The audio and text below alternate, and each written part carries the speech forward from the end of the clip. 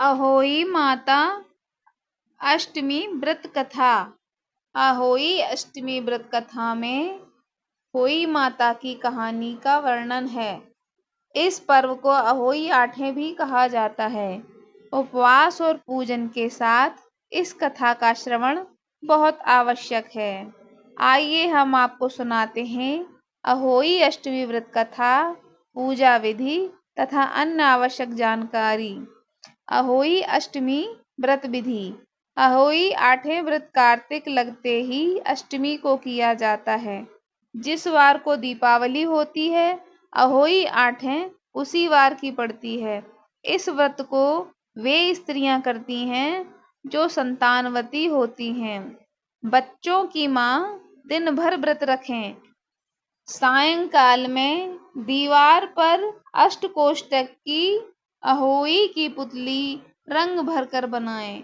उस पुतली के पास सेई तथा बच्चों का चित्र भी बनाएं या छपी हुई अहोई अष्टमी का चित्र मंगवाकर दीवार पर लगाएं तथा उसकी पूजा सूर्यास्त के बाद अर्थात तारे निकलने पर अहोई माता की पूजन करने से पहले पृथ्वी को पवित्र करके चौक पूजा कर लोटा जल भर एक पटले पर कलश की भांति रखकर पूजा करें। अहोई माता का पूजन करके माताएं बहनें अहोई अष्टमी की कहानी सुने। पूजा के लिए माताएं पहले से एक चांदी की अहोई बनवाएं, जिसे स्याऊ कहते हैं, और उसमें चांदी के 2 दाने डलवा लें। जिस प्रकार गले में पहनने के लिए हार में पेंडल लगा होता है, उसी भांति चांदी की अहोई ढलवा लें और डोरे में चांदी के दाने डलवा लें। फिर अहोई की रोली, चावल, दूध व भात से पूजा करें। इसके उपरांत अहोई अष्टमी व्रत विधि के अनुसार जल से भरे लोटे पर सतिया बना लें।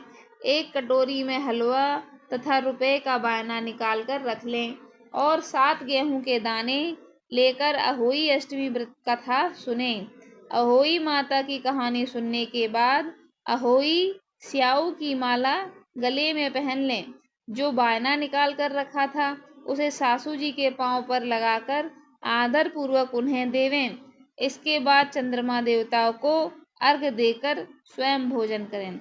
दीपावली के बाद किसी शुभ दिन अहोई को गले से उतारकर उसका गुड़ भोग लगावें और जल से छींटे देकर मस्तक झुकाकर रख दें। जितने बेटे हैं उतनी बार तथा जितने बेटों का विवाह हो गया है उतनी बार चांदी के 2-2 दाने अहोई में डलवाती जाएं। ऐसा करने से अहोई माता प्रसन्न हो बच्चों की दीर्घायु करके घर में नित मंगल करती रहती हैं।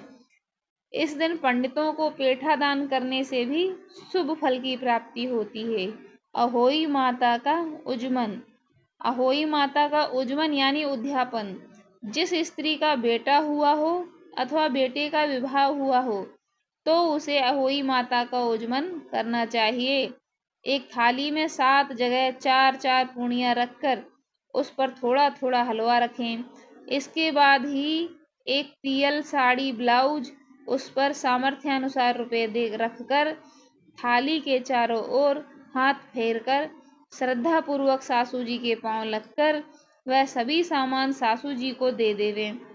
तियल तथा रुपए सासू जी अपने पास रख लें तथा हलवा पूरी का बायना बांट दें। बहन बेटी के यहाँ भी बायना भेजना चाहिए। अहोई अष्टमी का व्रत।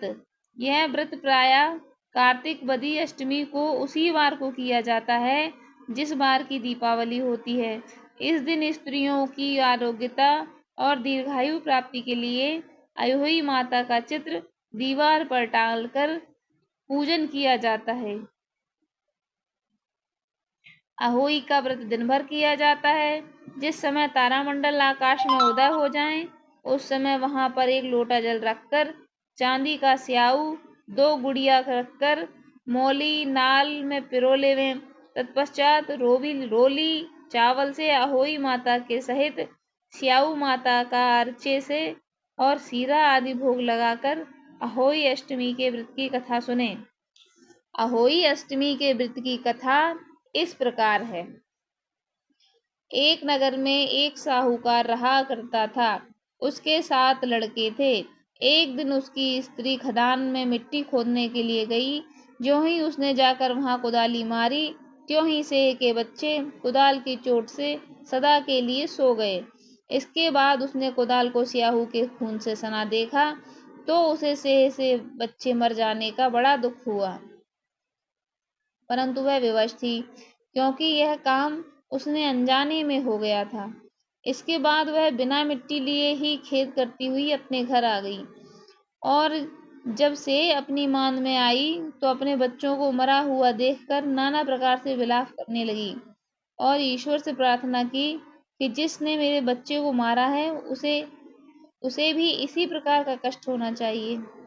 तत्पश्चात सेह के श्राप से सेठानी के 7 लड़के एक ही साल के अंदर समाप्त हो गए, अर्थात मर गए। इस प्रकार अपने बच्चों को असमय काल के मुंह में समाये जाने पर सेठ सेठानी इतने दुखी हुए कि उन्होंने किसी तीर्थ यात्रा पर जाकर अपने प्राण गंवा देना उचित समझा। इसके बाद वे घर छोड़कर पैदल ही किसी तीर्थ की ओर गए, और खाने की ओर कोई ध्यान न देकर जब तक उनमें कुछ भी शक्ति और साहस रहा तब तक वे चलते ही रहे, और पूर्णतया आसक्त हो गए। अंत में मूर्छित होकर गिर पड़े। उनकी दशा देखकर भगवान करुणा सागर ने उनको मृत्यु से बचाने के लिए उनके पापों का अंत किया, और इसी अवसर में आकाशवाणी हुई कि हे सेठ, तेरी सेठानी ने मिट्टी खोदते समय ध्यान न देकर सेह के बच्चों को मार दिया। इसके कारण तुम्हें अपने बच्चों का दुख उठाना पड़ा। यदि अब तुम पुनः घर जाकर मन लगाकर गौ माता की सेवा करोगे और अहोई माता का, अजक्ता देवी का विधि विधान से व्रत आरंभ कर प्राणियों पर दया रखते हुए स्वप्न में भी किसी को कष्ट नहीं दोगे, तो तुम्हें भगवान की कृपा से पुनः संतान का सुख प्राप्त होगा। इस प्रकार आकाशवाणी सुनकर सेठ सेठानी कुछ आशान्वित हो गए, और भगवती देवी का स्मरण करते हुए घर को चले गए। इसके बाद श्रद्धा भक्ति से न केवल अहोई माता के व्रत अपितु गौ माता की सेवा करना भी आरंभ किया, तथा जीवों पर दया भाव रखते हुए क्रोध और द्वेष का सर्वथा परित्याग किया। ऐसे करने के पश्चात भगवान की कृपा से सेठ सेठानी 7 पुत्र वाले होकर अगणित पौत्र सहित संसार में नाना प्रकार के सुखों को भोग कर स्वर्ग चले गए। अहोई माता की दूसरी कहानी इस प्रकार है। एक साहूकार था जिसके 7 बेटे थे, 7 बहुएं थी, 1 बेटी थी। दीपावली से पहले कार्तिक वदी अष्टमी को सातों इकलौती नंद के साथ जंगल में खदान में मिट्टी खोद रही थी। वहीं सेई की माद थी। मिट्टी खोदते समय नंद के हाथ से सेई का बच्चा मर गया। स्याहू माता बोली कि मैं तेरी कोख बांधूंगी। तब नंद अपनी सातों भाभियों से बोली कि तुम में से मेरे बदले कोई अपनी कोख बांध लो। सब भाभियों ने अपनी कोख बंधवाने से इनकार कर दिया, परंतु छोटी भाभी सोचने लगी, यदि मैं कोख नहीं बंधवाऊंगी तो सासू जी नाराज होगी। ऐसा विचार कर नंद के बदले में छोटी भाभी ने अपनी कोख बंधवा ली। इसके बाद जब उससे जो लड़का होता, अहोई अष्टमी की कथा के अनुसार, इसके बाद जब उससे जो लड़का होता वो 7वें दिन मर जाता। एक दिन उसने पंडित को बुलाकर पूछा, मेरी संतान 7वें दिन क्यों मर जाती है? तब पंडित ने कहा कि तुम सुरही गाय की पूजा करो। सुरही गाय स्याहू माता की भाईली है। यह तेरी कोख छोड़े तब तेरा बच्चा जिएगा। इसके बाद वह बहू प्रातः उठकर चुपचाप सुरही गाय के नीचे सफाई करती। गौ माता बोली, आजकल कौन मेरी सेवा कर रहा है, सो आज देखूंगी। गौ माता खूब तड़के उठी। क्या देखती है कि साहूकार के बेटे की बहू उसके नीचे सफाई आदि कर रही है। गौ माता उससे बोली, क्या मांगती है?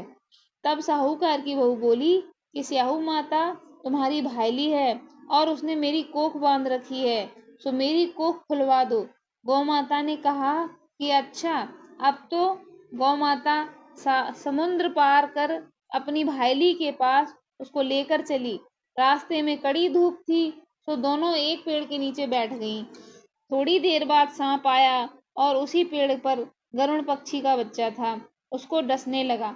तब साहूकार की बहू ने सांप को मारकर ढाल के नीचे दबा दिया और बच्चे को बचा लिया। थोड़ी देर में गरुड़ पंखनी आई, तो वह खून पड़ा देखकर साहूकार की बहू को चौंचे मारने लगी। तब साहूकार की बहू बोली कि मैंने तेरे बच्चों को नहीं मारा, बल्कि सांप तेरे बच्चे को डसने के लिए आया था। मैंने तो उसे तेरे बच्चे की रक्षा की है। यह सुनकर गरुड़ पंखनी बोली कि मांग, तू क्या मांगती है? वह बोली, सात समुद्र पार स्याऊ माता रहती हैं, हमें तू उसके पास पहुंचा दे। तब गरुड़ पंखनी दोनों को अपनी पीठ पर बिठाकर स्याऊ माता के पास पहुंचा दिया। स्याऊ माता उन्हें देखकर बोली कि आ बहन, बहुत दिनों में आई। फिर कहने लगी कि बहन, मेरे सिर पे जू पड़ गई हैं। तब सुरही के कहने पर साहूकार की बहू ने सलाई से उसकी जुएं निकाल दी। इस पर स्याऊ माता प्रसन्न होकर बोली कि तूने सिर में बहुत सलाई गेरी है, इसलिए तेरे 7 बेटे और बहू होंगी। अब वह बोली, वचन दिया, वचन से फिरूं तो धोबी के कुंड पर कंकरी होऊं। तब साहूकार की बहू बोली, कोख तो तुम्हारे पास बंद पड़ी है। यह सुन स्याऊ माता बोली कि तूने मुझे बहुत ठग लिया। मैं तेरी कोख खोलती हूँ तो नहीं, परंतु अब खोलनी पड़ेगी। जा, तेरे घर तुझे 7 बेटे और 7 बहुएं मिलेंगी। तू जाकर उजमन करियो, 7 अहोई बनाकर 7 कढ़ाई करियो। वह लौटकर घर आई तो वहां देखा 7 बेटे और 7 बहुएं बैठे हैं। अब वह खुश हो गई। उसने 7 अहोई माताएं बनाई, 7 उजमन किए तथा 7 कढ़ाई की। रात्रि के समय जेठानियां आपस में कहने लगी कि जल्दी थोक व पूजा कर लो, कहीं छोटी बच्चों की याद करके रोने ना लगे। थोड़ी देर में उन्होंने अपने बच्चों से कहा, अपनी चाची के घर जाकर देखाओ कि आज वह अभी तक रोई क्यों नहीं। बच्चे ने जाकर कहा कि चाची तो कुछ मार रही हैं, खूब उजमन हो रहा है। यह सुनते ही जेठानियां दौड़ी दौड़ी यह घर आईं और आकर कहने लगी कि तूने कोख कैसे छुड़ाई? वह बोली, तुमने तो कोख बंधाई नहीं, सो मैंने कोख बंधा ली थी। अब स्याऊ माता की कृपा से मेरी कोख खुल गई है। स्याऊ माता ने जिस प्रकार उस साहूकार बहू की कोख खोली, उसी प्रकार हमारी भी खोलियो। कहने वाले सब परिवार की खोलियो। बोलो अहोई मैया की जय। जैसी उस साहूकार की बहू की राखी, ऐसी ही माता सब पर कृपा करियो और सबकी संतानों को लंबी उम्र का वरदान दियो। बोलो अहोई मैया की जय। अगर आपको यह कथा पसंद आई हो तो प्लीज हमारे चैनल को लाइक कर दीजिए और ऐसे ही वीडियो आगे देखने के लिए हमारे चैनल को सब्सक्राइब जरूर कीजिए। धन्यवाद।